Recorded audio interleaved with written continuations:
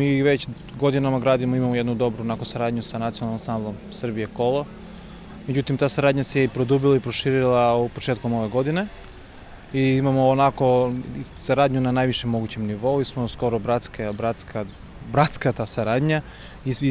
Išli smo u martu ove godine, oficijalni posjet sam bio, ja sam par mojih saradnika u Beogradu u njihovim institucijama, dogovarali smo program zajednički za ovu godinu i za sljedeću godinu.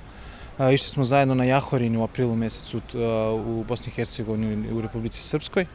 Tako da u skladu tog dogovora je i ovaj u sobotu onaj velelepni spektakularni koncert koji će da bude, nadam se, od 19 časova ovde u Centru za kulturu Trajko Prokopijev i mnogo je zanimljivo i za mene lično posebno drago što je to na njihovoj inicijativi. Nismo ih nešto mi posebno, ja sam imao neke druge obaveze, bili ste na našem godišnjem koncertu 13. maja, fokus je bio taj, ali oni su na njihovoj inicijativi, na njihovoj želji hteli da dođu u Kumanovo, da poklone prvo nama kao zbog našeg 10. jubilarnog koncerta, odnosno zbog 10. jubilarne godišnjice kako radimo i postojimo i da poklone, kako se kaže, i građanima Kumanova ko može dođe do ulaznice.